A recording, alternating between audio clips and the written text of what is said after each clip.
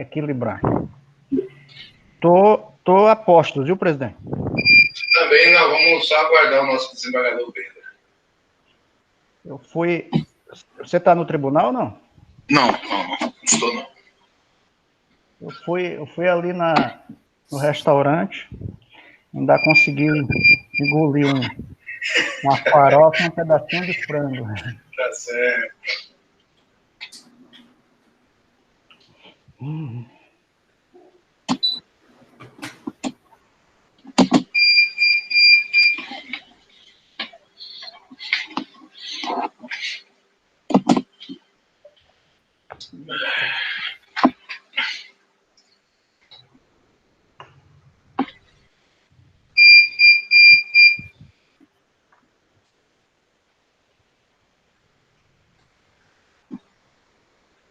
Tudo ok, desembargador Pedro, desembargador Samuel? Eu estou a postos, viu? Vamos reiniciar, então, os trabalhos. Passamos o julgamento, então, do item 5, a apelação, item 25, a apelação 500.280/31/2018, figura como relator, desembargador Pedro e advogado, doutor Wellington. Esse item 14, senhor presidente, não vai ser julgado? Não, foi retirado em pauta pelo desembargador Pedro, o item 14 e o 29. Tá.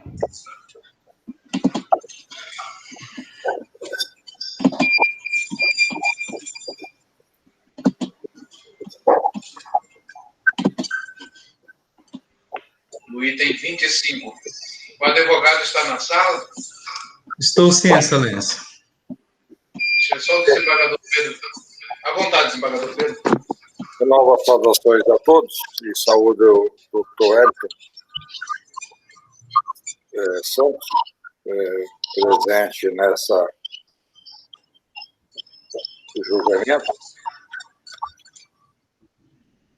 E aqui, senhores, se trata de um estupro, uma apelação de um estupro de vulnerável e o pedido de absolvição.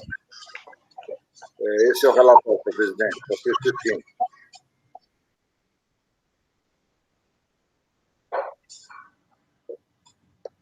Wellington, só para pedir, evitaram de citar o nome da vítima, né, durante a fala. Pode citar de forma abreviada, só para em respeito à vítima e aos familiares também. Tá bom, doutor Wellington? Sinta-se à vontade para a sustentação oral. Perfeito. Excelentíssimo desembargador, doutor Elcio Mendes, excelentíssimo senhor desembargador, doutor Pedro Ranzi, uma satisfação imensa também. Excelentíssimo senhor desembargador, doutor Samuel Evangelista, advogados presentes, Eduardo, ilustríssimo senhor procurador de justiça, doutor Danilo Lovisaro, é uma satisfação. Nós percebemos esse esforço sobre-humano de vossas excelências em conduzir os trabalhos e chegar ao melhor resultado possível. Infelizmente, a sociedade civil muitas vezes não detém o conhecimento, não é propiciado a eles acompanhar e saber como o Poder Judiciário funciona e como é o tamanho do esforço e da dedicação de vossas excelências. Excelências, como já bem relatado pelo desembargador Pedro Ranzi, o caso em apreço trata-se de um suposto crime de estupro de vulnerável. A defesa ela traz primeiro uma questão preliminar, prejudicial ao mérito de cesseamento de defesa. O apelante ele foi acusado da prática do crime de estupro de vulnerável, do artigo 217-A do Código Penal Brasileiro. Ele teria, em tese, praticado em 2 ocasiões o crime de estupro, resultante em conjunção carnal, em cópula pênis-vagina, segundo a suposta vítima. E tal fato teria ocorrido, em razão disso, a vítima foi à delegacia de polícia. Esses fatos teriam ocorrido especificamente nos dias 8 e 9 de junho de 2018, e no dia 11 de junho de 2018, a vítima teria ido, no dia 10, à delegacia fazer o boletim de ocorrência, e no dia 11 já teria ido ao exame, ao Instituto de Criminalística, ao Instituto Médico Legal, na verdade, fazer o laudo de exame de corpo de delito. Causou espécie nesse primeiro momento, porque, excelências, quando a vítima foi à delegacia, ela narrou que teria havido cópula entre ela e o acusado, e que, em razão dessa cópula, dessa conjunção carnal, inclusive ela relata no depoimento dela, na delegacia de polícia, que o acusado, o apelante, teria ejaculado dentro dela, e que, inclusive, ela teria sentido escorrer o esperma de sua vagina. Então, ela relatou com riqueza de detalhes que isso teria acontecido, a seu contragosto, inclusive, com 11 anos de idade. Essa pessoa, o apelante, é o padrasto da vítima, e ela disse que nessas duas ocasiões houve violência, nessas duas ocasiões não houve o assentimento dela, e que, em razão dessas circunstâncias, ela foi à delegacia, narrou esses fatos e foi feito esse exame. Todavia, nessa tese de cerceamento de defesa, o exame de corpo de delito, ele informa que seria necessário um exame complementar para responder os quesitos que foram apontados no exame de corpo de delito. Todavia, excelências, um suave que foi recolhido do conteúdo vaginal da vítima, que foi encaminhado ao exame, ao Instituto Médico Legal para exame, eu peço silêncio, eu peço 1 minuto de vossas excelências, e que trave o meu tempo, porque tem um vídeo correndo aqui que está atrapalhando a minha concentração.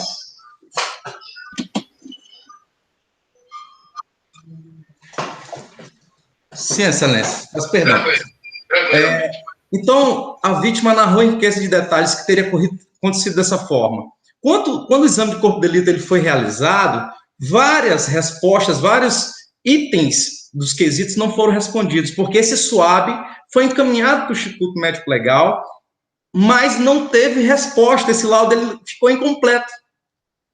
E até a instrução processual, esse SUAB ainda, essa prova, ela não foi dada vistas e nem foi encontrada no processo. De modo que o Ministério Público apresentou alegações finais orais e a defesa solicitou para que fosse apresentadas alegações finais por memoriais escritos. Foi deferido pelo juízo da causa, de piso, e aí, em sede de alegações finais, a defesa se atentou ao fato de que, nos autos, constava no exame de corpo de delito a necessidade de apresentação do resultado do material genético recolhido na vagina da vítima, para que fosse realizado exames necessários para a identificação de DNA do acusado, para a identificação se houve realmente sangramento, inflamação da parede vaginal e do útero, e outras características peculiares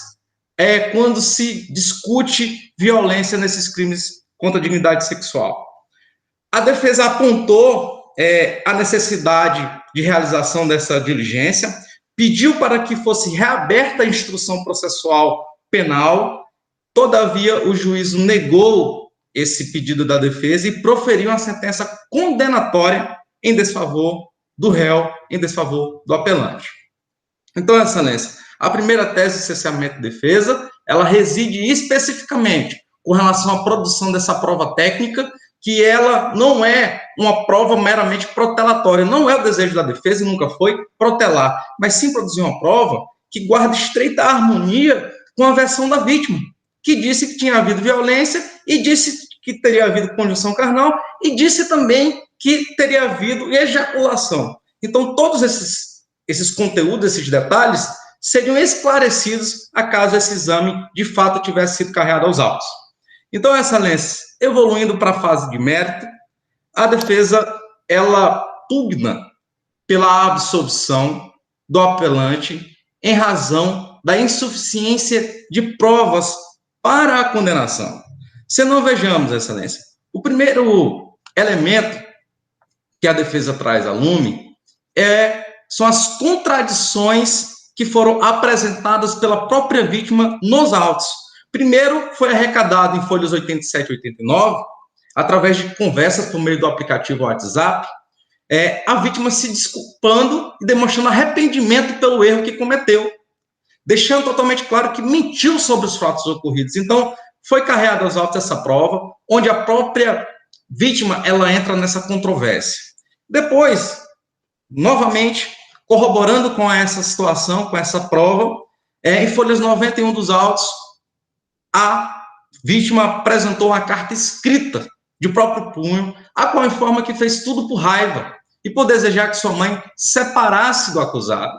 Então, foi apresentado também nos autos uma carta a qual ela reconheceu, Excelências, que essa carta era de sua alçada, que essa letra era sua, e mais uma vez negando os fatos. Todavia, em juízo, na presença do pai, ela foi lá e disse que essa versão dela era uma versão montada, uma versão construída, uma versão inventada, que, de fato, o fato teria ocorrido. E essa negativa dela por carta teria ocorrido em razão da influência da mãe que teria solicitado para que ela mudasse a versão dos fatos. Então, Excelências, se não bastasse tudo isso, né, o boletim de ocorrência, que já traz essas informações contraditórias, esse depoimento em carta, essas provas por WhatsApp, ela disse também que teria havido 2 conjunções carnais por parte do acusado. Ela disse também, em seguida, após a apresentação desse laudo, ela disse que teria havido essa resistência também. Só que o laudo não apresentou nenhum tipo de lesão de defesa também. Foi um fato que chamou a atenção da defesa, que ela não tinha nenhum tipo de escoriação, nenhum tipo de lesão, nenhum tipo de luxação, de hematoma que fizesse, comprovasse que ela de fato teria sofrido violência. Sendo que, Excelência, ela, 2 dias após os fatos, foi e realizou o exame de corpo de delito. Então, não há situação em que, entre a data do fato e a perícia, houve um lapso temporal que fizesse sumir esses sinais. Então, a vítima afirmou que teria havido esse contato pênis-vagina, que não teria sido usado preservativo, falou em seu depoimento também, falou da ejaculação, mais uma vez, eu reitero, e também disse que era a sua primeira relação sexual. Então, esse fato dela falar que era a primeira relação sexual, isso também chamou notória atenção da defesa, porque em razão dela ser mulher, dela ser uma menina em formação, dela não estar ainda em pleno desenvolvimento do seu corpo, disse que as suas mamas teriam sido apalpadas pelo acusado, pelo recorrente, mas o exame pericial, ele não identificou nenhuma normalidade. Nós sabemos que uma criança em formação, acaso os seus seios sejam apalpados, é natural que haja um desenvolvimento diferente, que haja uma alteração do seu quadro. E isso também não foi diagnosticado no exame de corpo de delito. Então, Excelência, esses fatos chamaram bastante atenção, e aí nós temos que levar em consideração, a vítima ela não é ré aqui, mas a gente tem que levar em consideração também a probidade moral da vítima. E aí a defesa colacionou aos autos também um boletim de ocorrência feito pela genitora. Nesse boletim de ocorrência, Excelência, que inclusive está acostada na petição, a mãe informa que a filha foi encontrada no banheiro da escola fazendo sexo com um colega, e na ocasião ela falou para ele, ela disse que na data da ocorrência, ambos esperavam o horário da aula acabar, foram para o banheiro da escola e fizeram sexo. A comunicante informou que sua filha teria dito ao autor que não era mais virgem, que não teria problema, mas que no momento do ato havia sangrado. Então, no exame de corpo de delito, que diz que o ímen dela seria complacente, que inclusive poderia, em razão desse ímen complacente, ter havido a conjunção carnal com o recorrente e não ter havido sangramento ou a identificação do rompimento do ímen no exame de corpo de delito. Todavia, Excelência, quando informado no boletim de ocorrência, nesse ato sexual com o rapaz, com um colega de escola, dentro do banheiro de uma escola, ela informou a mãe que teria sangrado. Então, são elementos divergentes, tragos de ações e de falas e de provas que a própria vítima entra em contradição. Ademais, o depoimento da senhora Maria Dantas Filgueira, que é uma testemunha que foi apresentada pela defesa, ela disse que a mãe tinha pedido para ela ficar de olho na filha, porque a mãe fazia faculdade uma vez por semana, na sexta-feira à noite. A filha, no dia dos fatos, a mãe da filha estava na faculdade, quando saiu por volta de 16 horas, o seu Edson não estava em casa, estava trabalhando, teria chegado já por volta de 18 horas e 40 minutos, veio em casa, falou com a vizinha, disse que ia só tomar um banho porque estava atrasado. Tomou um banho na casa da irmã, que era vizinha da casa dessa depoente, ou seja, a casa em que a vítima se encontrava, a casa em que o réu tomou banho e a casa da vítima, as três eram uma ao lado da outra. E ela disse que o réu mal tomou banho, mudou de roupa e saiu do trabalho porque estava atrasado.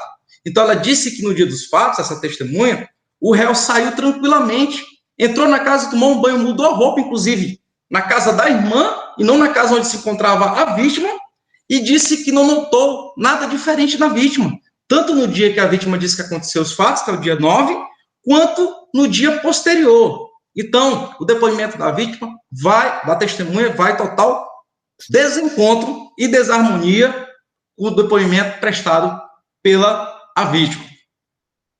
Então, nós temos, inclusive, Excelência, um cartão de ponto que foi apresentado em folha 34 dos autos, que demonstra que no dia 8 de junho, que é o dia dos fatos, o acusado, ele saiu do trabalho às 18 horas e 5 minutos.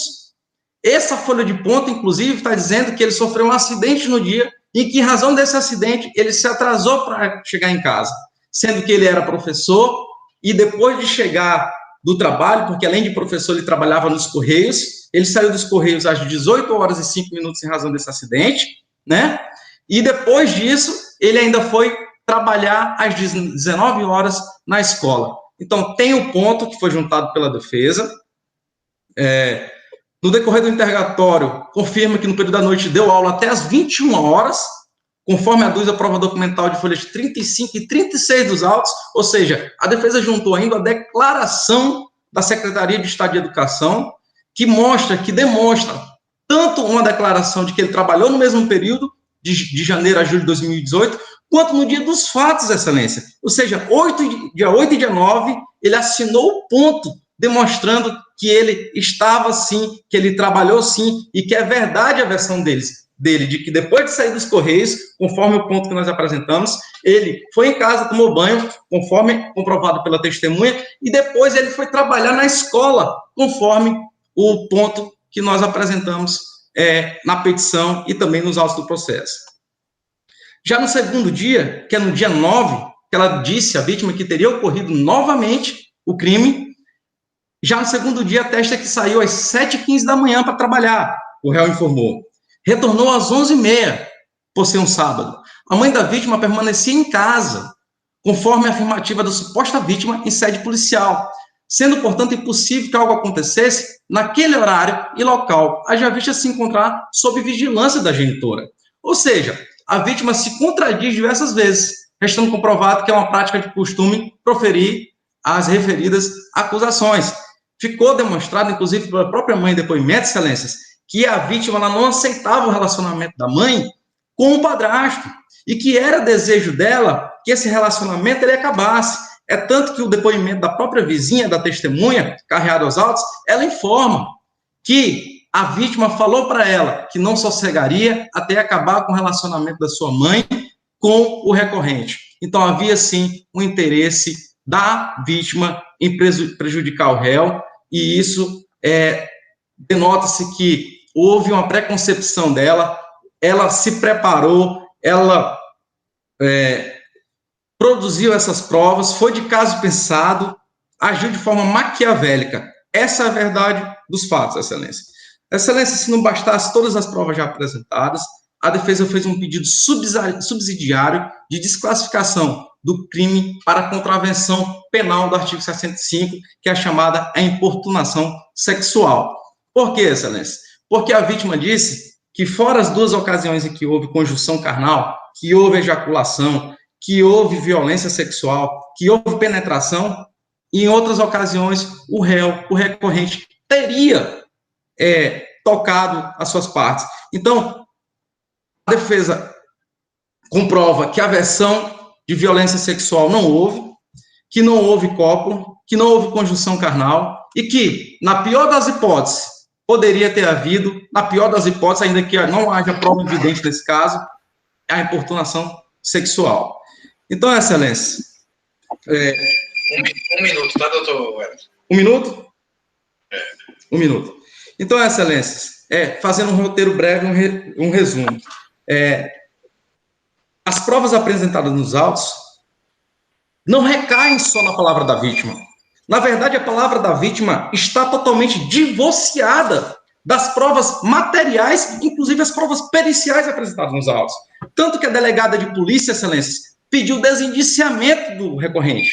Entendeu que não havia provas para indiciá-lo. Essa mesma delegada foi ouvida na instrução processual, na frente do juiz de direito, e disse que não tinha elementos suficientes para que houvesse o indiciamento do recorrente. Então, a própria delegada, excelência, que acompanhou o caso, conduziu o inquérito, examinou as provas, ela chegou à conclusão de que, naquele momento, não havia prova suficiente sequer para o indiciamento do recorrente. Imaginem, excelências, para a condenação em um crime que a pena foi aplicada em 14 anos de reclusão.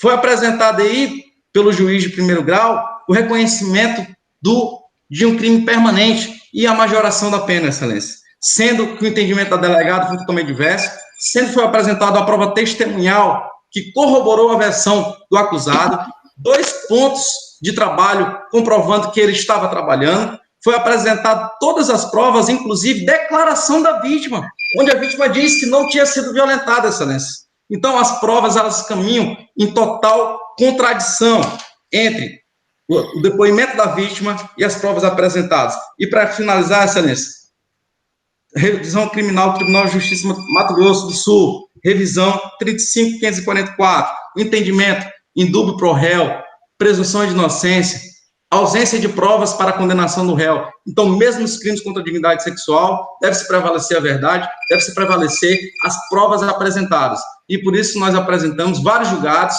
não só esse, Tribunal de Justiça de Minas Gerais, Distrito Federal, sentenças de 2020, inclusive no Tribunal de Justiça do Distrito Federal, 00175858, 2014, 070009.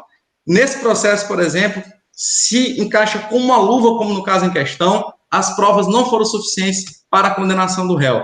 Sabemos que os tribunais têm mudado de posicionamento, de entendimento, e corroborado que a palavra da vítima, quando desassociada das provas apresentadas, deve-se prevalecer o princípio da presunção de inocência. Agradeço a atenção de Vossas Excelências, acredito na justiça e acredito na reforma dessa sentença, que é esdrúxula e absurda, Excelência. Muito obrigado. Com a palavra, o Ministério Público. Excelentíssimos senhores desembargadores, excelentíssimo doutor advogado, doutor Wellington, muito prazer em revê-lo.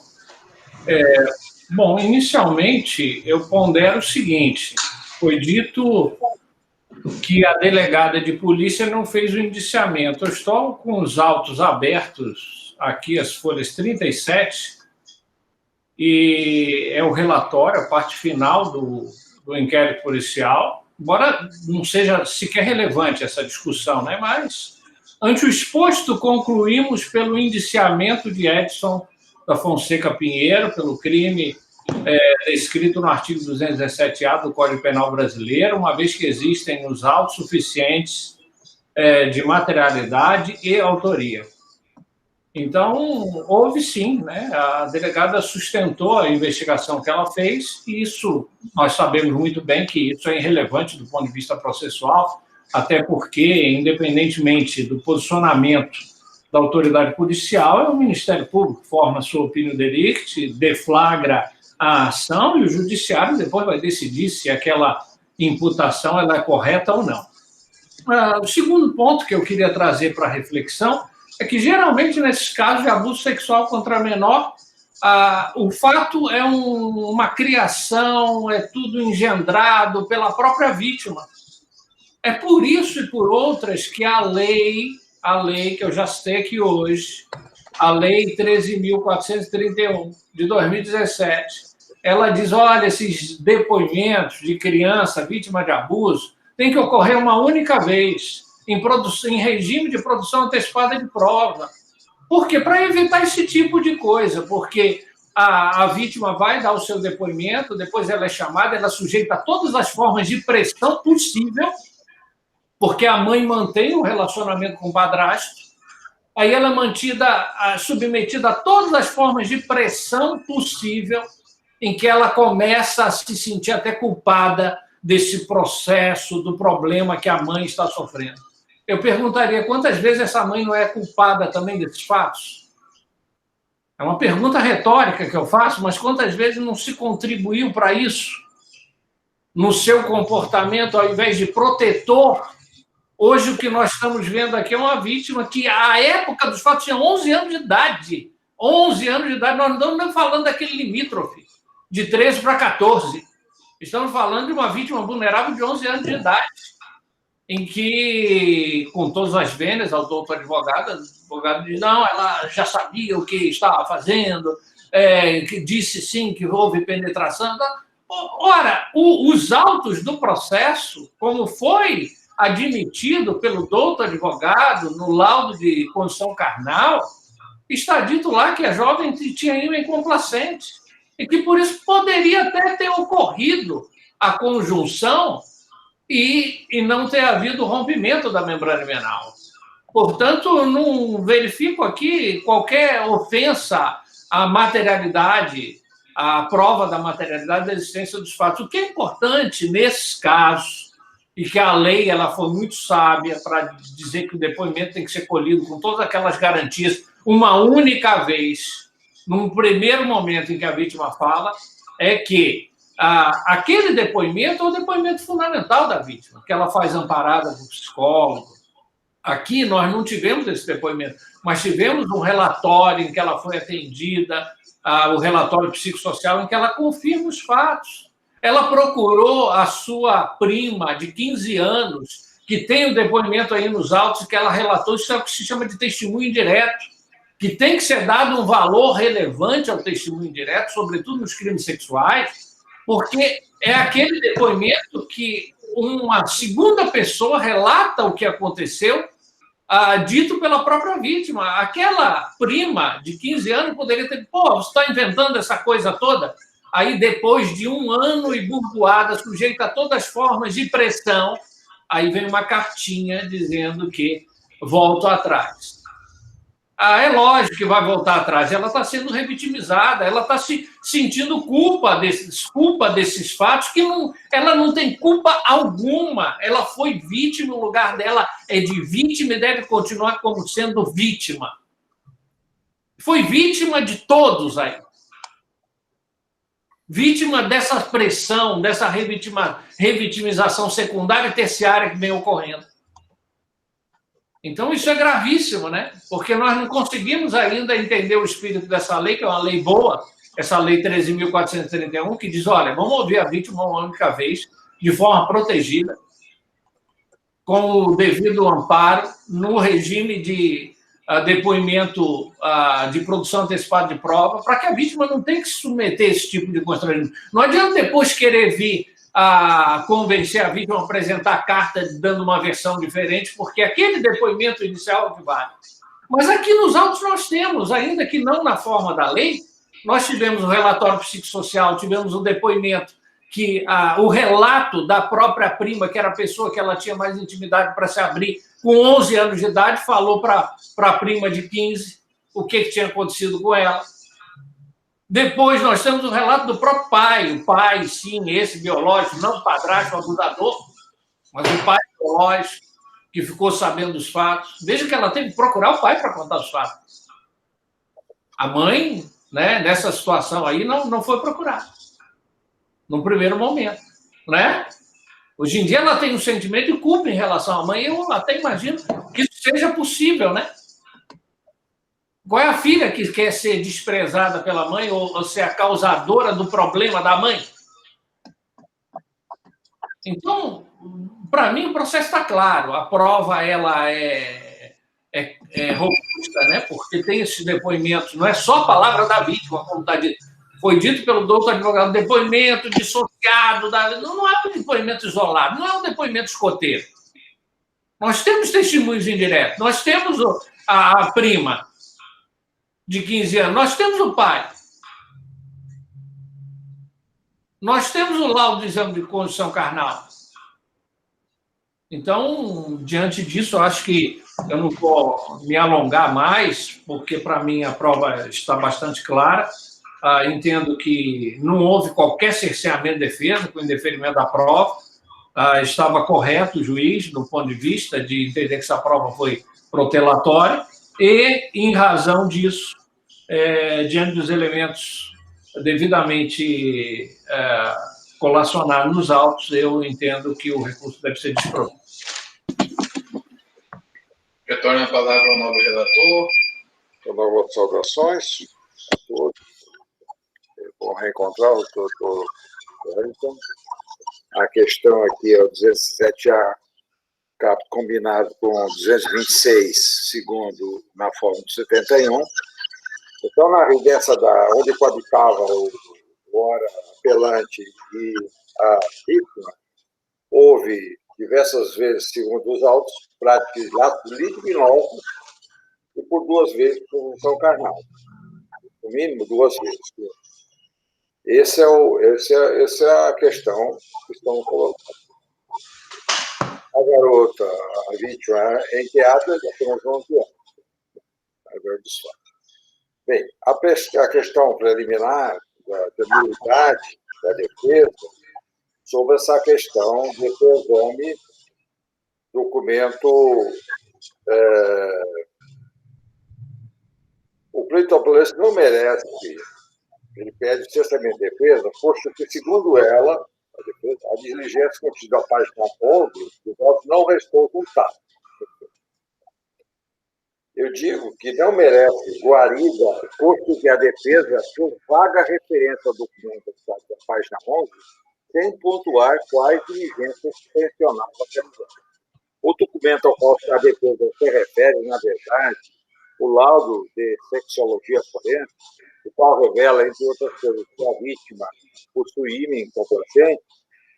Convém dizer que a defesa teve o momento oportuno para requerer qualquer diligência, inclusive o recorrente se fez representado na audiência de seu julgamento no dia 14 de junho, consoante os documentos de folhas e folhas. E não se surgiu a queixa do laudo sexual forense, o que, ao meu sentido, o pleito, nesta fase processual, resta por demais procuros. E ainda digo que é mais compreendido que as nulidades relativas ao contrário das absolutas seriam aquelas que violam as normas que tutelam o interesse privado das partes que não pode ser declarado de ofício. Seja fundamental a provocação da parte ao Estado sobre o momento de ocorrer a sua convalidação. Ainda digo eu que é preciso que a parte suscitante demonstre prejuízo sofrido, conforme lá o artigo 563. Então, eu trago lições de gente da série que não vou cansá-los. Então, o silêncio contra a arguição da nulidade relativa parte do ideário, porque havendo alegação interessada, e não teve prejuízo eu trago, então, eu cito o habeas corpus 268-662 do Sul da ilustre ministra Maria Tereza de Assis Moura, e eu também, o STJ, eu trago esse processo, que não vou cansá-lo, e então eu rejeito essa preliminar, porque entendo que não existe nulidade por causa de um exame complementar não juntado e não combatido na época oportuna. É assim que vota, é eliminar. Acompanha o nobre relator, desembargador Samuel. Cumprimento ao advogado pela sustentação feita, também reitero os cumprimentos ao procurador de justiça. Eu rejeito a preliminar, senhor presidente. Nesses casos, nós sabemos que quando há uma relação, a mãe ela defende o seu relacionamento. Então, essa carta, isso, é compreensível essa situação. Nós vamos aos autos.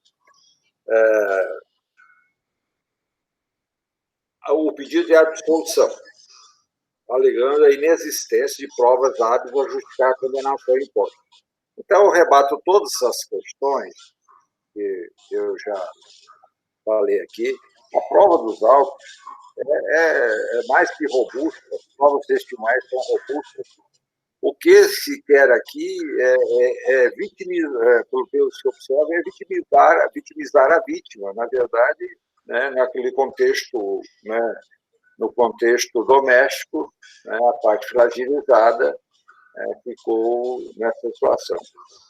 E, como dito já pelo Ministério Público, né, ela foi ouvida, né, o hora acusado, né, que faz junto às provas, mas as provas, a própria prima disse que ouvia relatos dela sobre as carícias do acusado pelo corpo dela, nos seios do bumbum, mas que no domingo a ofendida chegou apreensiva por ter sido abusada sexualmente. Veja bem que a questão já estava sendo remoída. Eu não vou seguir aqui, né? E prossigo aqui nas provas trazidas aos autos, né? O genitor da vítima também estabeleceu relação com o acusado, através de sua mãe, e mãe de Aline, prima de ofendido, vem as coisas que encaixam perfeitamente da prova. Não há de se dizer que não houve o abuso, houve. A prova é robusta, tanto a prova material quanto, né, de autoria. E essa alegação que não gostava do relacionamento, a gente sabe que é normal dentro de um lar fragilizado, mas eu não encontro guarida na sustentação do ora apelante, né? Trago decisões aqui do STJ, desta Câmara Criminal, da relatora de João Samuel Evangelista, né? Insuficiência de prova, materialidade de autoria, argumento negativo de autoria, né? Então, eu não vejo como não. E também o STJ tem decidido, e nós julgamos há pouco, aquela súmula 593 e o artigo 17A, né, que o crime de estupro configura-se que com conjunção carnal o caso de ato libidinoso. Mesmo que não houve conjunção carnal, mas houve ato libidinoso. E essa prova do ato libidinoso é algo assim que é impalpável, né, mas sendo irrelevante o eventual consentimento da vítima para a prática do ato de experiência sexual anterior, existência de relacionamento amoroso com alguém. Então, se ela teve relacionamento com o garoto no colégio, não teve, isso é relativo, né? Então, não encontro guarida nessa alegação, né? Não encontro guarida de forma alguma. Eu, para não me alongar mais, ilustres desembargadores, eu voto para disponível. Também eu desacolho o pedido de dosimetria da pena, que é outro pedido, né? E nego o provimento ao recurso, né? Porque o juiz ele tem o livre-arbítrio de jogar a pena conforme o seu livre-arbítrio. Eu improvejo o recurso, o presidente, eminentes desembargadores, o procurador, o advogado, pedindo de rodar a pena. Acompanho o nobre relator pelo desprovimento. Desembargador Samuel. Eu também, excelência. Eu afasto o pleito de absolvição, afasto o pleito de uma nova definição jurídica para a contravenção penal e também a de reforma da dosimetria. Eu acompanho o voto do relator. Um abraço, doutor Wellington. Tudo de bom para o senhor. Obrigado. Bom descanso, excelência.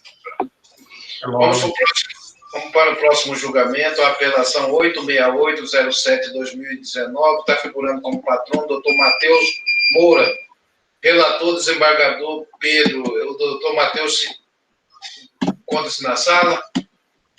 Oi, bom dia. Bom dia, doutor Matheus.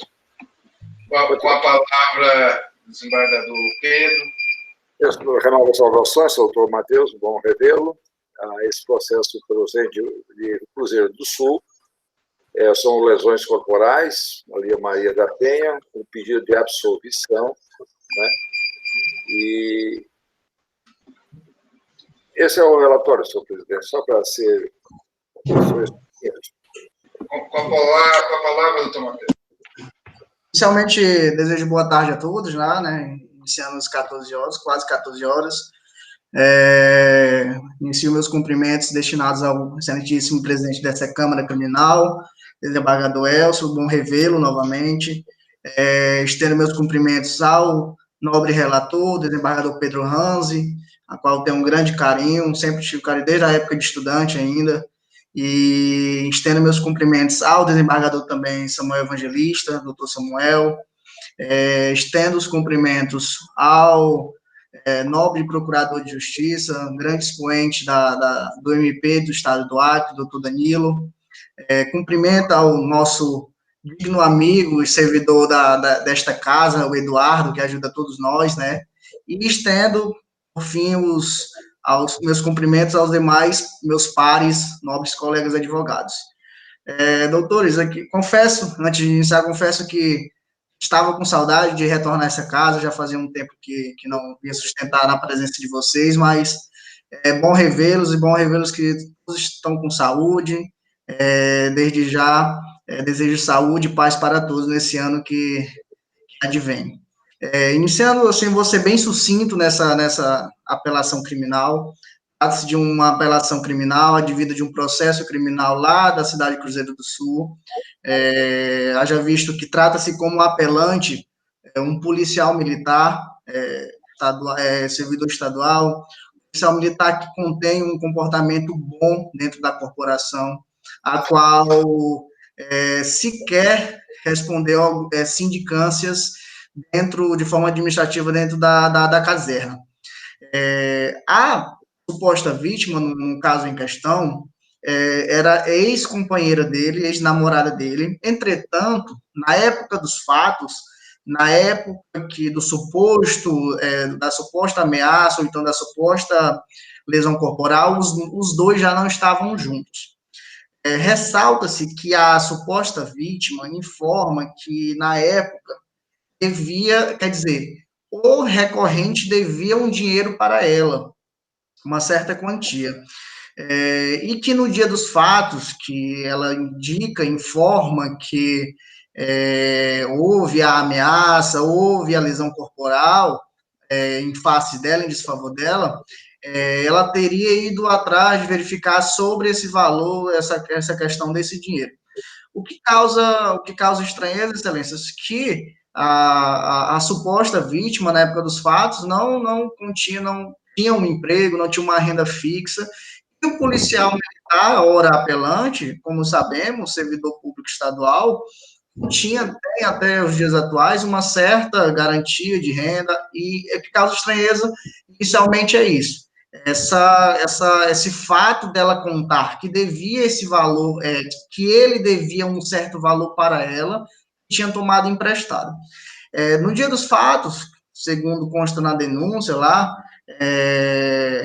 imposta pelo Ministério Público lá de Cruzeiro do Sul, os fatos ocorreram ali na estrada que dá acesso ao Igarapé Preto, próximo ao antigo clube do Farinhada, e que nessa situação a suposta vítima estava com o seu atual namorado, já não estava mais com o acusado, num carro, e o recorrente, o orapelante, chegou em um outro veículo com um amigo, e até mesmo foi ouvido em audiência, foi ouvido em juízo de primeiro grau, e que ao chegar no carro, ela já foi, segundo consta, segundo ela informa, o orapelante chegou a agredi-la, segurar sua mão, e que causou algumas lesões, segundo elas, e que, diante disso, decidiu por denunciar o orapelante.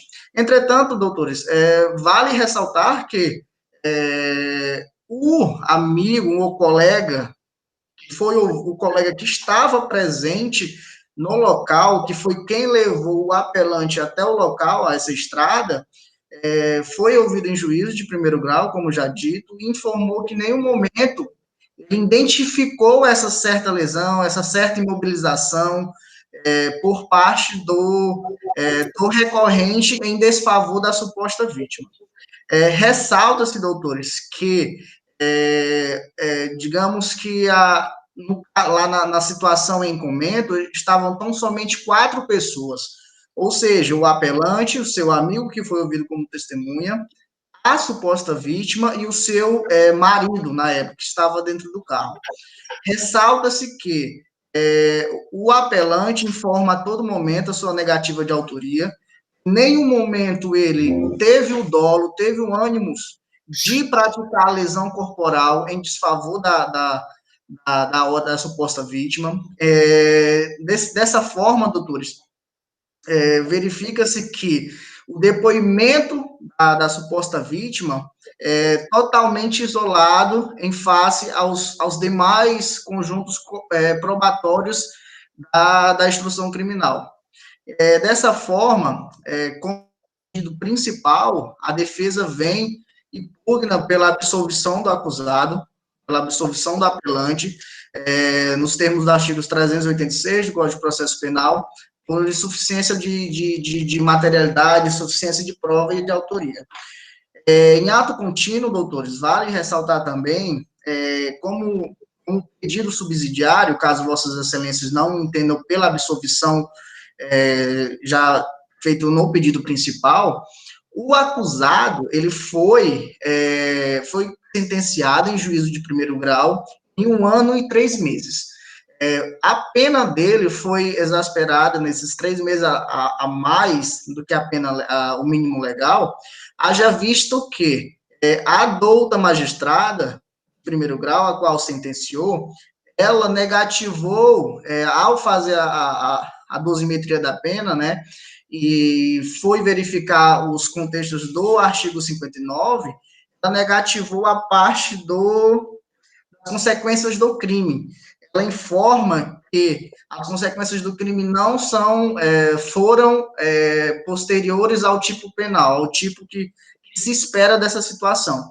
Entretanto, a defesa do orapelante, ela resigna nessa situação, haja visto que não, entende que essa majoração, essa exasperação, essa negativa dessa consequência do crime não deve acontecer, haja visto que entende-se que o tipo penal já é suficiente para essa situação. E, de forma contínua, também a douta magistrada condenou o orapelante ao pagamento de R$ 2.900 para reparação da suposta vítima. E, dessa forma, a defesa do orapelante entende que a douta magistrada não fundamentou os parâmetros que a mesma usou para a fixação desse valor e, portanto, requer que vossas excelências retirem essa condenação, essa obrigação do apelante em realizar esse pagamento, haja visto que não existe parâmetros, ou pelo menos não foram fundamentados pela douta magistrada, para a fixação desse valor. Então, doutores, resumindo aos pedidos, já finalizando, pugna no pedido principal pela absolvição do acusado, do orapelante, com pedidos subsidiários, a questão da dosimetria da pena para ser reavista, e a questão também do valor pecuniário a título de reparação da vítima para ser recortado, para não ser dada essa obrigação do acusado realizar o pagamento. Desde já agradeço a oportunidade, desejo paz e saúde a todos. O pedido. Obrigado. Com a palavra ao doutor Danilo. Excelentíssimos senhores desembargadores, excelentíssimo doutor advogado, muito prazer em revê-lo, parabéns aí pela sua sustentação, pelo retorno a lide forense, né? Então, o Ministério Público já emitiu parecer nesses autos e, como foi dito, né, pelo doutor advogado, se trata de um fato relacionado ao contexto de violência doméstica, né? Então, o fato foi assim enquadrado e houve uma investigação inicialmente. Esse que ora figura como apelante, ele foi condenado pelo crime de lesão corporal de natureza leve, no contexto de violência decorrente de relação íntima de afeto, né? Não era familiar aí, mas decorrente de uma relação íntima de afeto. O relacionamento dele era com essa vítima chamada de Raíssa, e como foi bem relatado pelo advogado, no momento em que os fatos aconteceram, o relacionamento tinha já sido rompido e a vítima Raíssa se encontrava com um outro namorado ou companheiro naquele momento. Foi dito também, e às vezes, em um determinado momento, embora o advogado tenha corrigido depois, né, que haveria uma dívida aí de dinheiro e que a dívida, na verdade, que existe é do apelante em face da Raíssa, né, da vítima Raíssa. Ela alega que, durante o relacionamento, prestou dinheiro para ele, em torno de 4.000 e poucos reais, e que ela queria, obviamente, depois do rompimento da relação, ter o seu dinheiro de volta. Então, esse talvez foi um dos motivos do atrito. O apelante, ele é um policial militar, lá de Cruzeiro do Sul. No dia fatídico, ela entrou em contato com ele por telefone e eles marcaram um encontro, como foi relatado pelo advogado. Ela estava acompanhada do seu novo namorado e ele já chegou de forma agressiva, parou o seu veículo, puxou a arma, segundo o relato, e a agrediu de forma violenta e também agrediu o namorado. Então, esse é o resumo dos fatos. A questão é, com relação à lesão corporal, há comprovação nos autos, porque tem um laudo que comprova que houve, de fato, a lesão corporal, o que confere maior credibilidade ao relato da vítima.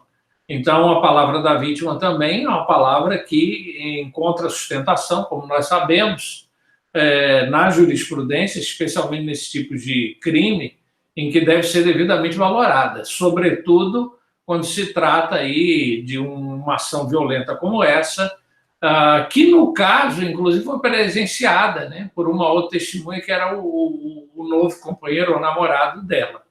Então, tudo isso circundado ainda do laudo de exame corpo de delito, me leva a concluir que os elementos de prova existentes nos autos são elementos de prova suficientes e devidamente robustos, corroborados, ratificados, que comprovam a veracidade da versão por ela apresentada, e, por essas razões, entendo que a sentença deve ser mantida na forma como foi lavrada, desprovendo-se o recurso, inclusive na parte que toca o pedido para não fazer o pagamento da quantia que foi fixada a título de reparação. Então, nós sabemos que essa reparação ela é devida, inclusive, a título de danos morais, né? E que é uma reparação mínima e que depois, obviamente, ela vai ser avaliada. O dano moral é fixado por arbitramento, né, pelo magistrado.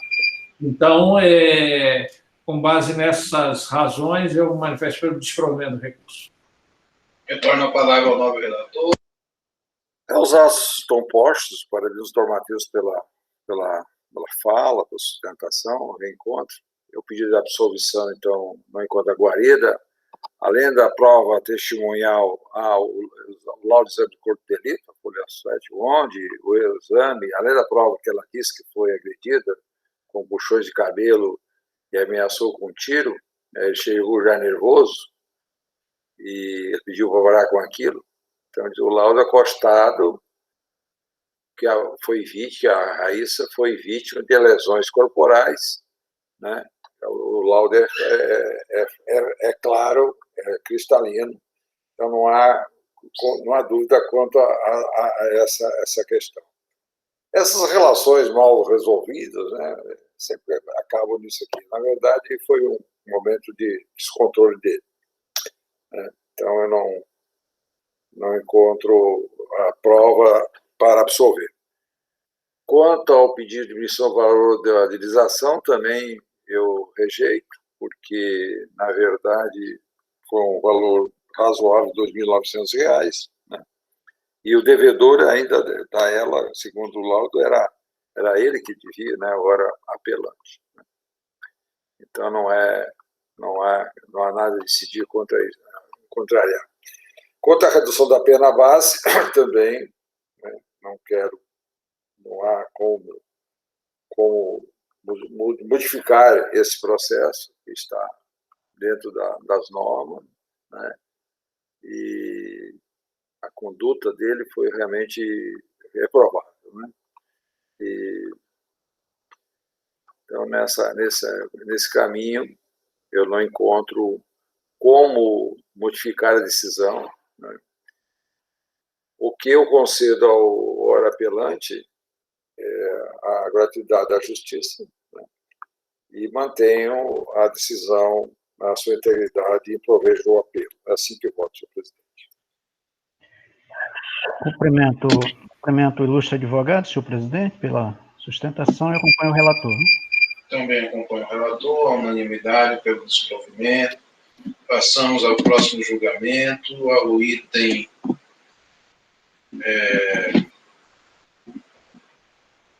só verificar aqui direitinho. É o item 6 da pauta, processo 909-45-2018, figura como advogado o Dr. Giliardi, com relação como patrono de Alexandre, José Roberto e Adaís. O Eduardo, tem alguém na sala para fazer a sustentação? Desembargador, o Dr. Giliardi não logou na sala. Certo. Não tem nenhum pedido de adiamento, nada, né? Não, senhor. O meu voto, de forma bem sintética, foi pelo provimento parcial, isso no mérito, mas eu afastei primeiramente a preliminar de nulidade das provas obtidas por meio das interceptações telefônicas, ou seja, eu rejeitei essa preliminar, e no mérito pelo provimento parcial. Com relação eu neguei o pedido de novo julgamento pelo júri, eu mantive a pena base imposta pelo presidente do júri no tocante ao crime de homicídio qualificado, reduzi a pena aplicada aos apelantes no tocante ao delito de integrar organização criminosa, já o que consta no fundamento do voto, e mantém os demais termos da sentença. Então, o provimento foi parcial, somente para uma adequação. Uma das penas que ultrapassava 21 anos ficou em 20 anos e 3 meses de reclusão com relação a Alexandre da Costa Lima, com relação a Adaís Evangelista Gonçalves e José Roberto da Cruz Lima, no patamar de 16 anos, 7 meses e 15 dias. De forma bem sintética, esse foi meu voto pelo provimento, rejeitando a preliminar e votando no mérito pelo provimento parcial dos apelos. Desembargador Samuel?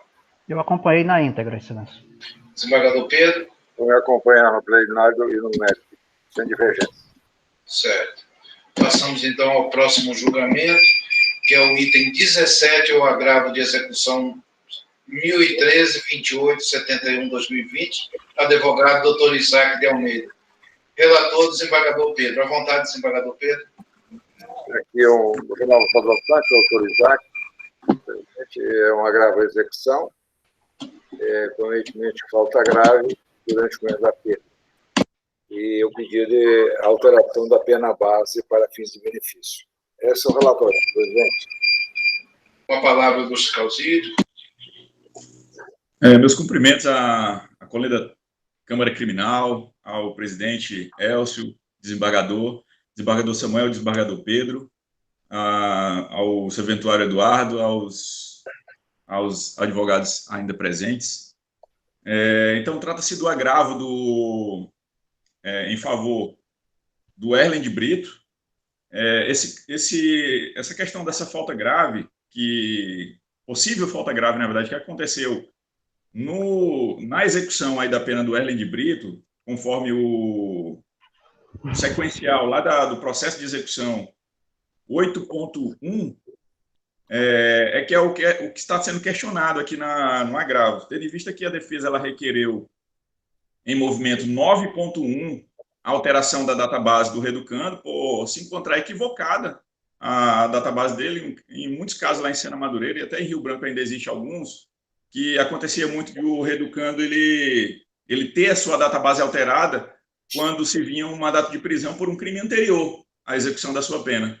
E isso, por muitas vezes, os servidores da vara, de forma equivocada, vinham mudando a database de acordo com aquele mandado de prisão que era assinado, tendo em vista que a lei de execuções penais fala que a alteração da database ela se dá com uma falta grave ou um crime cometido, último crime ou última falta grave, assim conforme a lei de execuções penais e a jurisprudência dos tribunais superiores. E razão que a defesa requereu no movimento 9.1 a alteração da database para que fosse alterada para o dia 8/8/2016, que foi justamente a data do último crime que o Erlen de Brito cometeu. E aí o juízo da execução, Excelência, no movimento 15.1, entendeu que a defesa estava correta e alterou a database do Erlen. E uma vez alterando a database, que com a decisão com o seguinte ponto na decisão, dizendo assim: posto isto e por tudo mais, consta nos autos, defiro o requerimento da defesa a fim de determinar a retificação da database para fim de progressão de regime, como sendo a data do último ingresso do reeducando no estabelecimento prisional, né? Ou seja, o último ingresso, né, que está correto o magistrado aqui de piso, ou o último ingresso no estabelecimento prisional, ou última falta grave, ou último crime. É o que é correto quando se tem uma alteração de database. Contudo, Excelência, o Ministério Público, aí em primeiro grau, ele manifestou pedindo para que o juízo reanalisasse a situação e em movimento 24.1, o processo volta concluído novamente para o magistrado, e aí o magistrado, nesse mesmo movimento 24.1, altera, né, volta atrás com sua decisão para que homologue uma possível falta grave que Erlen de Brito possivelmente teria cometido em 17 de maio de 2019. E por que eu digo essa possível falta grave, Excelências? Porque, na verdade, o que aconteceu no dia 17/5/2019? O Erlen de Brito, ele, em determinadas ocasiões, no solar, que chama, né, que é exatamente o momento que eles estão no sol, ele requereu aos policiais penais, nesse mesmo dia, quando que seria o retorno dos televisores, né, das televisões. E aí diz que, conforme o relato e o comunicado dos policiais penais nesse dia, ele se recusou a fazer os procedimentos. O que são os procedimentos? Quando os policiais penais anunciam um procedimento, quer dizer, mão na cabeça, né, de costa para os policiais penais e frente para o banheiro. Então, eles vão com a mão na cabeça, ficam de frente para o banheiro, e conforme aqui o relato dos policiais penais, ele se recusou a fazer esses procedimentos com o intuito de barganhar com os policiais penais, dizendo: nós não vamos fazer aqui os procedimentos enquanto nossos televisores não vierem. Isso foi o comunicado aqui, conforme o comunicado, né, conforme o relatório final, na verdade, do procedimento administrativo, que é feito na unidade prisional, de forma administrativa ali, para que possa ele punir o Erlen. E o procedimento administrativo o puniu, dando 20 dias de punição interna, inclusive, o mesmo tempo de 20 dias ele ficou sem visita. Fora isso, o que é mais grave em uma falta grave, uma vez que ela é homologada, claro? É justamente a mudança de database. E isso eu já questionei por várias vezes, Excelência, senhor presidente, o doutor procurador de justiça aqui como fiscal da lei. Por várias vezes eu entro naquele presídio, naquela unidade prisional, e eu questiono aquela unidade prisional sobre: me mostrem, por favor, mandem no meu e-mail, ou então me dê aqui no pendrive, onde que está o regulamento aqui da unidade de faltas leves e faltas médias. Porque nós muito bem sabemos que as faltas graves, ela está estabelecida em lei, pela Lei de Execuções Penais. Contudo, as faltas leves e médias, ela é estabelecida pela própria unidade prisional. Quem estabelece as faltas médias e leves é a unidade prisional.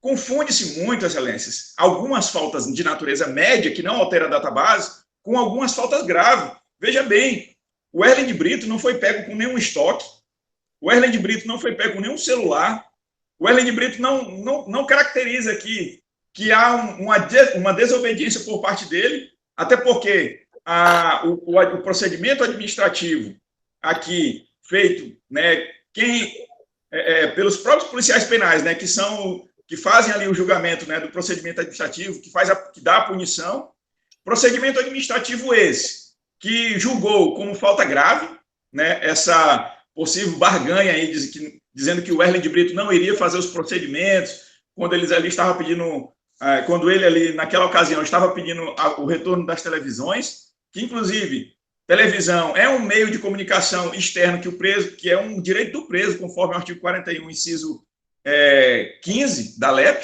né, que é a comunicação com os meios externos, que pode ser muito bem conforme o Guilherme de Souza Nutti, agora na sua recente obra, no seu curso de execução penal, ele diz que o acesso a jornais, o acesso a livros, programas de rádio, programas de televisão.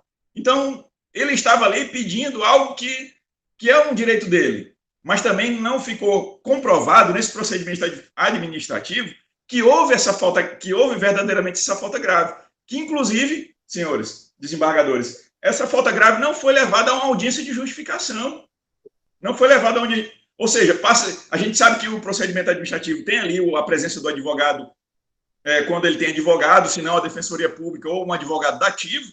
Contudo, ali estão policiais penais que os senhores sabem muito bem que nunca há um bom relacionamento entre preso e policiais penais.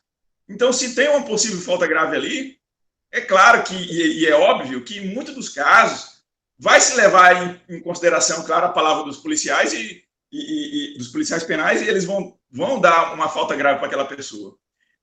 Vale ressaltar que esse procedimento administrativo no movimento 8.1 aí do processo de execução não foi levado ao douto magistrado, ele simplesmente foi colocado no processo e eu digo até que o magistrado muitas vezes é levado a erro por um relatório, por um procedimento administrativo que chega até o processo, que ele não tem o que fazer, e se não, homologar. Eu me colocando no lugar do magistrado, eu também homologaria. Eu homologaria a falta grave. Mas o que seria o mais justo? Ser levado a uma audiência de justificação, assim como também o douto desembargador Guilherme de Souza Nutti também fala muito bem da importância da audiência de justificação nesses casos semelhantes, porque a gente sabe que os procedimentos administrativos feitos pelos próprios policiais penais claro que tem a presunção de veracidade, mas deve ser levado a um crivo do judiciário para que possa ser avaliado justamente se ali verdadeiramente houve uma falta grave.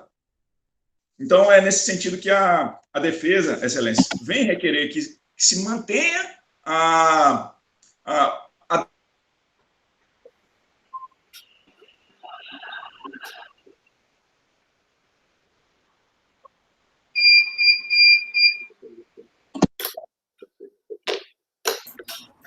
Acho que congelou, não foi? Travou ali, doutor. Mas você pode fazer a sua sustentação, doutor Danilo. Eu digo que o tempo dele, inclusive, já estava... de qualquer forma, acho que ele está voltando aí. Está voltando. Caiu aí Eu posso concluir, excelência? Conclui aí, então. Então, de forma que a defesa, excelência, vem requerer que se mantenha a database do Erlen de Brito, lá na data de 8/8/2016, tendo em vista, inclusive, que a homologação da database ela ocorreu 1 ano e 3 meses após a conclusão do PAD. Então, tendo em vista que os decretos presidenciais, doutos, que são os decretos de indulto e comutação, eles têm uma previsão de que o preso, quando a lei fala que ele tem o direito ao indulto ou à comutação, ela prevê que o reeducando ou apenado ele não tenha falta grave nos últimos 12 meses, seria no mesmo sentido, tendo em vista que a própria lei de execuções penais ela não prevê um tempo né, de prescricional para uma homologação de uma falta grave, assim também prevê, a defesa requer no sentido de que o prazo prescricional para que se homologue uma falta grave também tenha o mesmo lapso temporal de 1 ano, assim como conforme os decretos presidenciais, né, que são os de indulto e comutação, e não levando em consideração o prazo prescricional do artigo 109, tendo em vista que nós estamos tratando de um procedimento administrativo e não de uma tipificação penal. Então, nessa razão que a defesa vem requerer, excelências, a database que foi homologada pelo juiz, que depois voltou atrás, mas que fosse verdadeiramente 8/8/2016, considerando que a database for a última entrada do reeducando na unidade prisional, que seria sua última falta grave. Assim, a defesa pede conhecimento e o provimento do agravo. Gratidão a todos. Com a palavra, o doutor Danilo. Excelentíssimo senhores desembargadores, excelentíssimo doutor Isaac, parabéns aí pela sustentação, pela clareza no seu raciocínio. A discussão realmente está bem pontuada pelo doutor advogado. Trata-se do inconformismo com relação à fixação de uma nova data base para a aferição dos eventuais benefícios que o apenado possa vir a ter direito no curso da execução penal e, consequentemente, o doutor advogado se insurge quanto a essa nova database com alguns argumentos, né, pontuando algumas das questões que foram trazidas aqui pelo doutor advogado. Ele entende que seria mais apropriado que tivesse ocorrido uma audiência de justificação antes de homologar o procedimento administrativo, que reconheceu a falta grave pelo Instituto de Administração Penitenciária. Outro ponto, ele ressalta que teria ocorrido a prescrição, e aí ele invoca uma analogia com os decretos que tratam de comutação, indulto. Bom, em síntese, com relação a essa questão da prescrição, seria excessivamente diminuto, né, tratar um prazo de 1 ano. Então, o STJ ele já se posicionou, ele aplica por analogia o critério do Código Penal, como o próprio advogado chegou aí a mencionar. Então, esse é o entendimento, a orientação jurisprudencial que tem vigorado e, por conseguinte, não há que se falar aí em prescrição nesse caso. A questão também da audiência de justificação, o próprio Supremo já teve a oportunidade de se manifestar sobre essa questão e entende que é desnecessária a oitiva novamente do apenado perante o juízo, quando no processo administrativo ele teve advogado e foi devidamente ouvido, né? Então, existe entendimento, né, do Supremo Tribunal Federal nesse sentido. No mais, eu apenas, dado o adiantado da hora, vou ratificar os termos do parecer lançado pelo doutor Álvaro, a partir das folhas 29 desses autos, um parecer muito bem abalizado, que destacou todas as questões centrais aí que foram trazidas pela defesa, e eu me pronuncio pelo desprovimento do agravo. Com a palavra, o nobre desembargador. Parabéns ao ilustre advogado pelo trabalho, pela sustentação, são reflexões importantes. Penso até, desembargador Elcio, Vossa Excelência, como corregedor, talvez verificar essa questão dos presídios, como é que são feitos esses dados, não sei como é que estão, o que é falta grave, o que é, se está sendo observado. A minha sugestão, já que o advogado está mais perto da causa, eu estou dizendo, eu estou sugerindo talvez um acompanhamento mais perto do que está acontecendo realmente na realidade. Eu acho que são importantes esses fatos. Aí, são database, acho que são importantes essas observações e acompanhamentos. Me parece que se os presídios, na minha proposta, né, dentro do que o advogado falou, o que eles entendem por falta grave, o que não atende, acho que são questões relevantes. Se são relevantes, parece que são. E o benefício deve ser concedido quando merecido. Mas vamos aos fatos. O pedido é muito simples, né, da questão. Acontece que o juízo, ele primeiro decidiu e depois ele recebeu o agravo e em juízo de retratação manteve a decisão integral da decisão rebatida. Então, essa é a questão, né, enfrentada, né, nesse processo, né? E demorou um pouco, né, 1 ano e 3 meses, 21 dias para isso. Eu vejo que não assiste razão hora agravante nesse momento processual, né? Trago julgados aqui para a STJ e não entendo que teria ocorrido a defesa do agravante, ele não ter sido ouvido perante o juiz da execução penal, também não merece acolhido. Eu já disse pelo procurador, não é necessidade disso.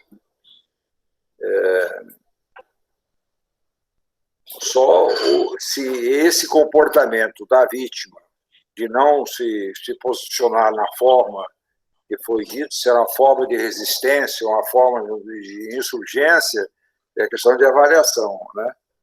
Então, e foi procedido no processo administrativo regular, qual foi assegurada a assistência do ilustre advogado, né, Ulisses Modesto. Então, ele não foi desassistido nesse momento, ele teve acompanhamento. Então, incabível essa insurgência. Trago outras decisões aqui, que eu não vou, do ministro Roberto Barroso, que eu não vou cansá-los, e eu desprovejo o agravo, senhor presidente. Advogado Samuel. Com o relator, cumprimentando o advogado Isaac pela sustentação feita. Também com o relator. Um grande abraço, doutor Isaac. Tudo de bom para o senhor e seus familiares. Obrigado, gratidão aí. Um abraço. Vamos ao próximo item, a apelação 702-193-42-2020, figura como advogado Policino Duarte e relator desembargador Samuel. À vontade, desembargador Samuel. Senhor presidente, nós julgamos essa apelação no mês de outubro, no ambiente virtual. Posteriormente, em sede de embargos de declaração, a Câmara anulou aquele julgamento, tendo em vista que o advogado havia peticionado para fazer sustentação oral. Então, os autos estão retornando por esse motivo. Eu consulto o advogado se dispensa a leitura do relatório. Sim, excelência. Então, com a palavra, doutor, para a sustentação.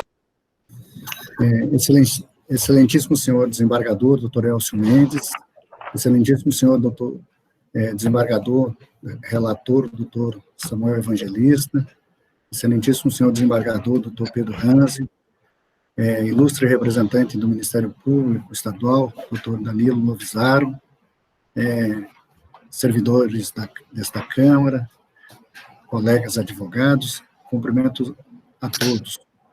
Estou aqui com a missão de substituir o meu colega, deputado Pedro Longo, que faria a sustentação oral nesse processo, e vou tentar aqui, em breves palavras, esclarecer alguns aspectos deste embargo de terceiros, que foi cuja sentença foi desfavorável na primeira instância. Em que pese todo o respeito de que é destinatário o juiz da causa, de reconhecida competência, no presente caso, ele não agiu com a costumeira precisão ao manter o sequestro de bens do imóvel da apelante, cuja aquisição, nós insistimos, se deu de boa-fé, a título oneroso e a justo preço. Em verdade, talvez a dificuldade em compreender exatamente como os fatos se passaram se funda talvez no contexto de que se trata de uma matéria eminentemente civil e não criminal, portanto, um tanto inusual ser manejada no juízo ACOM. O inconformismo da senhora Luciene Martins, ele está alicerçado no fato de que a sentença do juízo de primeiro grau, que manteve a construção judicial do imóvel, foi construída a partir de assertivas que julgamos alheias aos fatos e até mesmo contraditórias com as provas que constam dos autos. De início, eu acho que é importante a gente recuperar, mesmo que ainda de forma superficial, um pouco a cronologia dos acontecimentos que envolveram a prisão do senhor Jackson Marinheiro e o sequestro dos seus bens. Vejamos como ocorreram os fatos. No dia 4 de julho de 2017, às 16 horas e 23 minutos, os promotores de justiça, integrantes do GAECO, representaram contra o senhor Jackson Marinheiro, solicitando o sequestro dos seus bens e a prisão preventiva, nos autos 080, 1099, 72, 2017, 1000 ao contrário, as folhas 03, 105. Nessa representação, entre outros pedidos, o MP solicitou que, em caso de decretação da prisão preventiva, os mandatos expedidos não deveriam anexar o requerimento que eles haviam apresentado e nem a decisão do juízo de primeiro grau que os respaldava.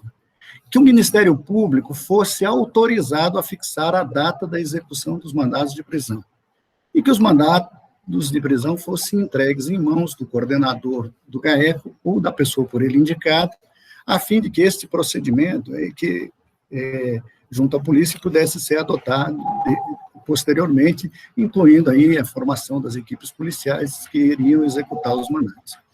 E que fosse decretado o sigilo absoluto daqueles autos até que houvesse o cumprimento de todas as medidas. No dia 18 de agosto de 2017, às 8 horas e 3 minutos, o juízo de primeiro grau, atendendo ao pedido e à representação do GAECO, proferiu decisão interlocutória determinando arresto de bens, bloqueio de ativos financeiros e a prisão preventiva do senhor Jackson Marinheiro e outros. Além disso, determinou que os mandados de prisão fossem encaminhados ao GAECO na pessoa do promotor de justiça, doutor Fernando Regis Sembranel, ou a pessoa por ele designada. E, por fim, também atendendo ao pleito dos nobres promotores, ele decretou o sigilo sobre a decisão e sobre os autos do processo até a efetivação da prisão. Naquele mesmo dia 18, às 17 horas e 11 minutos, decorrente da decisão interlocutória referida, foi expedido um comunicado ao primeiro ofício de registro da comarca de Rio Branco, informando o sequestro de bens do senhor Jackson Marinheiro. Esse comunicado, ele, embora tenha sido expedido no dia 18, no final da tarde, ele foi encaminhado ao respectivo cartório em razão do sigilo da operação somente no dia 1º de setembro de 2017. Assim, os integrantes do GAECO organizaram a execução dos mandados de prisão e o sequestro dos bens em absoluto sigilo para o dia 1º de setembro de 2017, cujas prisões foram posteriormente amplamente divulgadas pela imprensa acreana. Desse modo, o senhor Jackson Marinheiro foi preso às 6 da manhã do dia 1º de setembro, conforme consta nos autos principais, as folhas 499 e 528. Feito esse retrospecto inicial, voltando ao embargo de terceiro em apreço, vejamos quais foram as alegações dos integrantes do GAECO para argumentar contra a boa-fé do comprador do imóvel, que acabaram por induzir o meritíssimo juiz da causa ao erro.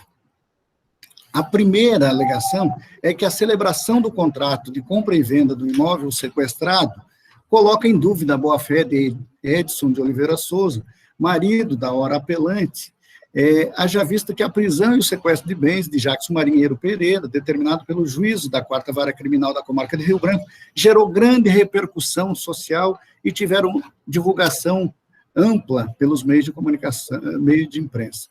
Nesse ponto, excelentíssimos senhores desembargadores, a repercussão a que se refere o representante do Ministério Público ocorreu, na verdade, 15 dias após a compra do imóvel, mais precisamente no dia 1º de setembro de 2017. Toda a operação foi conduzida, como dito antes, em absoluto sigilo, conforme foi solicitado pelo GAECO. Assim, é natural que, num processo que está em segredo de justiça, que se tome conhecimento dele quando se executa prisões ou se efetiva qualquer outra medida securatória. Então, seria muito estranho, a nosso ver, se isso tivesse ocorrido antes. Portanto, não se pode cobrar do terceiro de boa-fé o prévio conhecimento de decisão judicial que nem os envolvidos diretamente no caso tinham. A segunda alegação do MP é que a decisão que decretou as medidas assecuratórias e a prisão do senhor Jackson Marinheiro é datada do dia 18 de 8 de 2007, sendo o cartório de registro de imóveis comunicado no mesmo dia. Excelências, de fato, o comunicado aos cartórios foi expedido no mesmo dia, 18 de 8 de 2017, às 17h11, informando o sequestro de bens do senhor Jackson e tornando-os indisponíveis. Entretanto, como eu já mencionei, em razão do sigilo da operação, eles somente foram enviados aos cartórios, aos seus destinatários, no dia 1º de setembro de 2017. Por isso, a resposta dos cartórios foram juntadas aos autos principais entre os dias 4 e 11 de setembro de 2017. Desse modo, não havia, no momento da aquisição, qualquer impedimento ou gravame que obstaculizasse a compra daquele imóvel no momento em que foi feito. A terceira alegação do MP é que o momento de pretenso pacto contratual já tinha sido deflagrada a Operação Midas, razão pela qual o envolvimento do réu e vendedor do bem era um fato público e notório que teve grande repercussão na mídia local. Na verdade, essa é uma afirmação que não procede, ela não corresponde muito com a realidade, porque, na realidade, o imóvel foi comprado pelo senhor Edson de Oliveira Souza, marido da apelante, na data de 18 de agosto de 2017, ou seja, 15 dias antes da prisão preventiva do senhor Jackson Marinheiro, que foi efetuada no dia 1º de setembro de 2017, que veio acompanhada da determinação de sequestro de bens de sua propriedade. É importante ressaltar também, ainda que não se... que esse fato, ele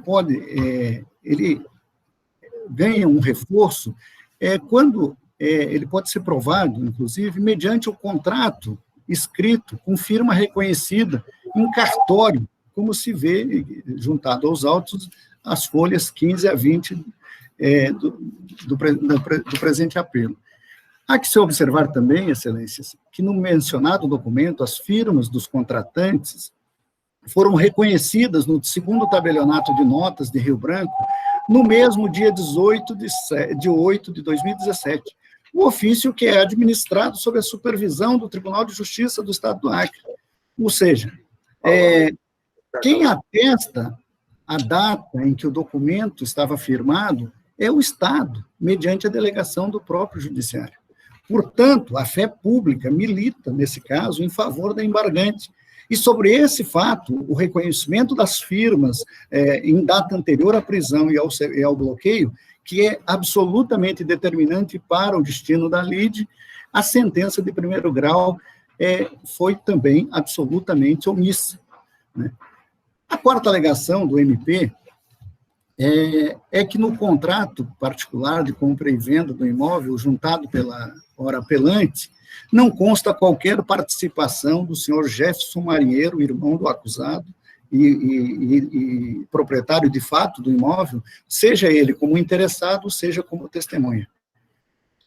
Excelências, aqui eu não sei se por descuido, o integrante do GAECO deixou de observar que no contrato de compra e venda, juntado aos autos, as folhas 15 e 20, consta na cláusula 2ª que o pagamento avançado deveria ser feito diretamente na conta do senhor Jefferson Marinheiro Pereira, o proprietário de fato do imóvel.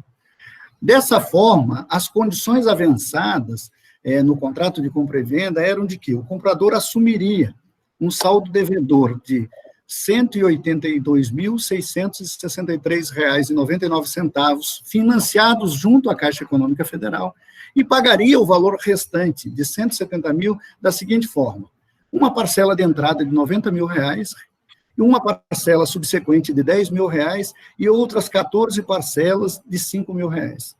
Assim, dos R$ 170.000 que foram pagos, né, nesse apartamento, fora o financiamento assumido, somente R$25 mil foram pagos ao senhor Jacques Marinheiro por conta de um acerto que ele tinha com seu irmão, que ele havia emprestado ao seu irmão.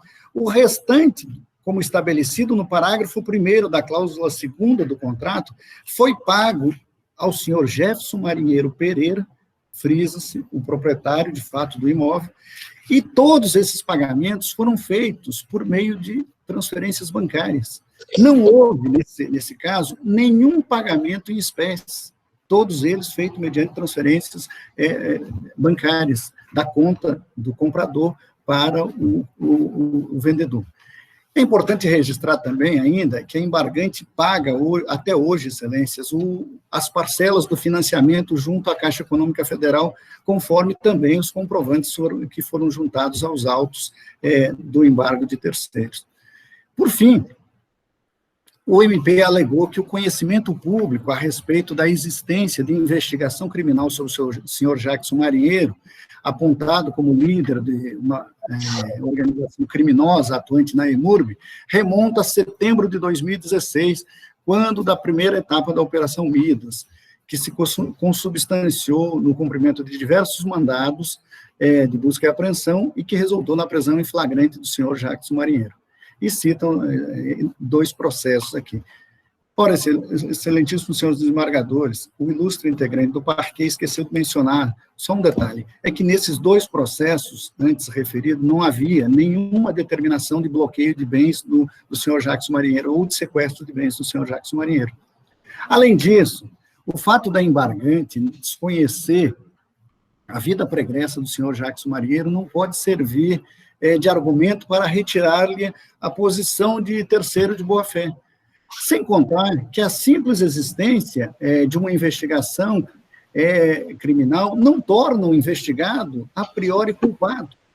Além disso, vale ressaltar que no momento da aquisição daquele imóvel não existia qualquer gravame que impedisse a transação. Isso foi verificado em pesquisa cartorária pelo esposo da embargante no ato da compra daquele imóvel. 2 minutos, tá? 2 minutos, tá? Concluindo, ademais, o esposo da embargante comprou o imóvel do senhor Jefferson Marinheiro Pereira, irmão do acusado. Em nenhum momento, é importante frisar isso, em nenhum momento anterior à assinatura do contrato de compra e venda, o adquirente teve qualquer contato com o senhor Jacques Marinheiro. Então, resta claro que há na sentença, excelências, um erro grave, porque ela julgou com base numa data diferente daquela em que foi firmada a compra do imóvel, e com isso colocou em dúvida, nas palavras do douto magistrado, a fé da embargante. Além disso, é importante registrar que esse imóvel ele é objeto de financiamento junto à Caixa Econômica Federal, o que torna improvável que tenha qualquer ligação com supostos atos, com supostos crimes denunciados na ação principal, uma vez que ele serviu de garantia quando da contratação do empréstimo, e ainda hoje ele está alienado à credora fiduciária, que é a Caixa Econômica Federal. Então, desta feita, é forçoso que se conclua que o bem ora constrito, adquirido de maneira legítima pelo comprador, não restando dúvidas que possam indicar que este tenha qualquer conhecimento de alguma atividade ilícita envolvendo aquele imóvel. E, nesse sentido, ao contrário do que está grafado na sentença, a embargante e seu esposo são terceiros de boa-fé que adquiriram um bem a título oneroso, a justo preço, conforme os comprovantes de pagamentos, sem ter, no entanto, qualquer relação com o acusado e muito menos conhecimento em que esse imóvel supostamente poderia ser fruto de ato ilícito. Portanto, excelências, com a devida vênia, pedimos reforma da decisão, forte nos argumentos expostos e devidamente demonstrado nos autos, na certeza de que esta colenda Câmara, em assim decidindo, estará distribuindo verdadeiramente justiça. Era o que tinha a dizer, agradeço a atenção de Vossas Excelências e desejo um bom final de semana. Obrigado, doutor. Com a palavra o Ministério Público. Excelentíssimos senhores desembargadores, excelentíssimo doutor advogado, parabéns pela sustentação oral, pela clareza do seu raciocínio, pela exposição dos argumentos defensivos. No caso dos autos, eu não pretendo me prolongar, porque o parecer que foi lançado no processo é um parecer de minha lavra. Então, eu penso apenas uma pequena parte do parecer, porque ali reside a questão que realmente coloca em dúvida essa alegada boa-fé que é sustentada pelo embargante. Então, consta aqui do parecer o seguinte, que na análise dos autos não há documento hábil a comprovar a boa-fé da apelante. Além do que, a apelante não trouxe ao presente feito nenhum novo documento que comprove que seu marido, Edson de Oliveira Souza, estava de boa-fé na oportunidade da celebração do contrato. É, inclusive, curioso que não é o Edson, né, que foi quem diretamente se envolveu no negócio, que vem em sede recursal, sim ela como prejudicada, né, alegando como terceiro prejudicado em razão do ato de constrição praticado pelo juízo. Em síntese, apenas afirmou que o imóvel foi comprado de Jefferson Marinheiro Pereira e que este seria o proprietário de fato do imóvel. Ademais, cabe frisar que, além de a prova da propriedade dos bens imóveis decorrer do registro em cartório e o imóvel objeto da Constituição Judicial se encontrar registrado em nome do acusado Jackson Marinheiro, o contrato particular foi firmado sem testemunhas presenciais, sem devido registro à margem da matrícula imobiliária, junto ao cartório de registro de imóveis competentes. A celebração do contrato de compra e venda do imóvel sequestrado coloca em dúvida a boa-fé de Edson, marido da hora apelante, haja vista que a prisão e o sequestro dos bens foram determinados pela 4ª Vara Criminal, que gerou grande repercussão. Na verdade, embora o advogado tenha razão com relação ao momento que ocorreu a prisão, era fato já noticiado de longa data na imprensa o envolvimento de Jackson Marinheiro nas fraudes que vinham ocorrendo na EMURB, que esse fato era objeto de investigação. Outro ponto de grande relevância a ser destacado é que a decisão que decretou as medidas e a prisão de Jackson é datada de 18/8, sendo que o cartório foi comunicado no mesmo dia por meio do ofício. O próprio advogado admite isso, diz que é uma questão de horas, né? A questão é o seguinte, eu não vou reiterar todos os argumentos, que Vossa Excelência já conhece, está lançado no meu parecer, mas o ponto central aqui é que nós estamos diante de uma medida de natureza cautelar, uma medida cautelatória para se preservar os bens que eventualmente foram adquiridos como fruto dessa atividade ilícita, desse esquema de corrupção que foi desbaratado e que ainda está sendo objeto de julgamento, então se decretaram diversas medidas de natureza cautelar, medidas acautelatórias para preservar esse patrimônio que há indícios de que seja um patrimônio ilícito. Então, é necessário que esse patrimônio seja preservado com medida de natureza constritiva, de natureza cautelar, para que a gente veja o resultado do processo e, no resultado do processo, possa ter garantida a reparação dos danos causados ao erário. Então, no que diz respeito a esses crimes, né, que envolvem desvio de recursos da administração pública, nós sabemos até que os atos de constrição são muito mais flexíveis, né, porque decorrem do decreto, lei, não da legislação específica do Código de Processo Penal, que admite tanto arresto quanto sequestro, admite tanto a invasão em relação aos bens lícitos, quanto atos constritivos relacionados a bens que sejam produtos de ilícito também. Então, isso é um outro ponto a ser destacado, que me interessa aqui ao Ministério Público nessa situação é preservar esse patrimônio para que a gente possa ter a decisão do processo e, ao término do processo, em sendo comprovado em que o fato realmente ocorreu da forma como foi narrado, que a administração pública possa ser devidamente ressarcida. Então, reitero os termos do pronunciamento já lançado no parecer de minha lavra. Desembargador Samuel. Presidente, eu cumprimento o advogado Ali Duarte pela sustentação feita, ele que integrou a equipe governamental em governos passados, né? E agora está na lei jurídica. Meus cumprimentos. Obrigado. Na verdade, é uma sentença proferida em sede de embargo de terceiro, no qual se objetiva levantar o sequestro de um imóvel de propriedade da apelante.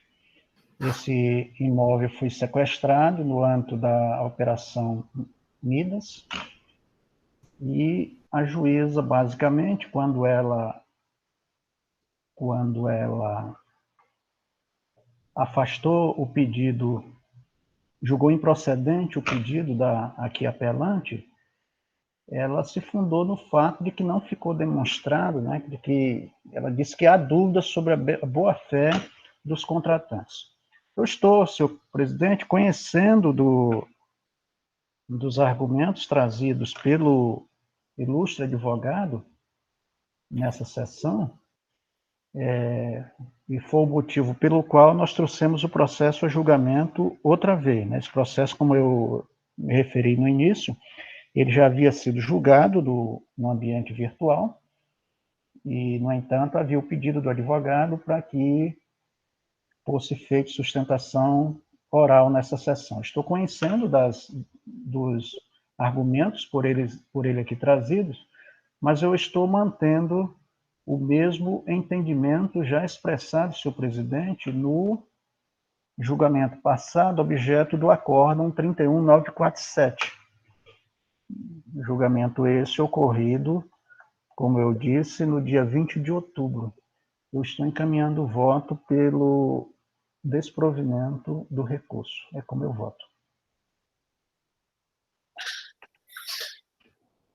Desembargador Pedro, novas saudações, parabéns ao advogado pela sustentação, pelos nossos explicativos, muito didático, acho que foi muito bem.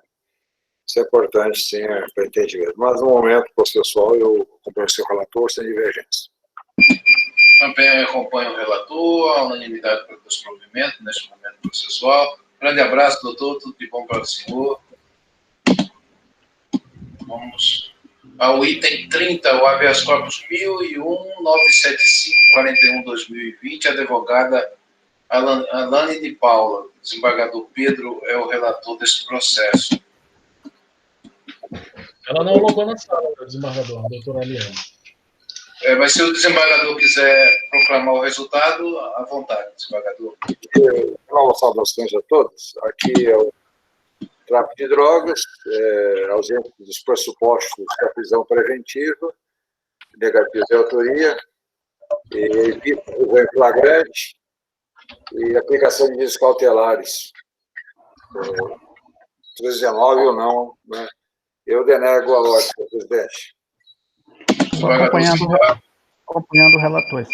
Também acompanha a unanimidade pela denegação da ordem. Era o último processo. Doutor Danilo não falou. Doutor Danilo não falou. Sustentação oral, doutor Danilo. Não tem problema não, excelência, que o parecer era inclusive meu, né? Aí, já que também não teve a defesa falando, vamos finalizar. Eu queria depois, se for permitido, ter uma conversinha bem rápida com os senhores. Mas antes até de encerrar, eu queria verificar se tem algum destaque a ser feito, doutor Danilo. Não, excelência, não, da minha parte não. Desembargador Pedro, tem alguma divergência com algum voto de algum outro relator no processo, nos processos que estão? Sem divergência. Desembargador Samuel. Também, sem divergência. Havia os itens 1 e 28, que eles não estavam disponíveis, mas agora, durante a sessão, eu consegui acessar e acompanhar o relator. Tem um deles que eu pedi vista, né? É no 28? Não. O senhor pediu vista? Foi do item 1. Foi ontem. Tem razão, é no 28. Esse que é lá de Sena Madureira, do preço e tal. É no 28. A questão da progressão, né? Da Tarauacá, da fala do promotor lá, se ele usou ou não Era o... Isso, no início da sessão. Isso. Então é o 28, é o 28, né? Não, é o item 1, né? É o item 1. É o item 1 da pauta. Doutor Santos. Tem razão. É o item 1. Aí foi retirado de pauta, só para efeito de registro. Foi retirado de pauta os itens 4 e 15, que é pedido do doutor Dião, 14, 29 e 33. Positivo. Né? O item 1 eu pedi vista, e os demais não têm divergência nenhum, pelo que eu verifiquei. Poderá ser proclamado o resultado. Ok? Tudo certinho? Certinho. Ok. Eu vou facultar a palavra aos membros, e aí depois eu encerrando a sessão, aí nós podemos conversar, tá, doutor Danilo? Eu só quero cumprimentar a todos, me congratular com a Câmara, com o senhor presidente, o desembargador Pedro Ranzo, o procurador Danilo, o Eduardo, por este feito, né? Realmente foi uma sessão bastante longa, mas bastante proveitosa também. Desejar uma boa tarde, um bom final de semana a todos. Desembargador Pedro. Eu também agradecer a paciência de Vossa Excelência, a compreensão e o entendimento, a discussão, o debate importante na construção. Obrigado, um bom final de semana a todos. Vamos debater ainda e bom descanso. Doutor Danilo. Também reitero os cumprimentos, agradeço sempre a forma cordial com que Vossas Excelências tratam o Ministério Público e dizer que também me sinto privilegiado porque nós fizemos justiça hoje, né? Eu colaborei de alguma forma para isso, junto com Vossas Excelências, junto com os serventuários da Justiça e dos advogados e, consequentemente, desejo a todos aí um resto de semana aí, excelente, né? Até a próxima semana. Eu agradeço a presença de todos, desejo um excelente final de semana ao desembargador Samuel, ao desembargador Pedro, ao doutor Danilo, ao Eduardo, que nos auxiliou com um excelente trabalho na data de hoje. Os advogados nenhum estão presentes mais na sala. Desejo um grande abraço a todos e declaro encerrados os trabalhos. Eu peço ao Eduardo que suspenda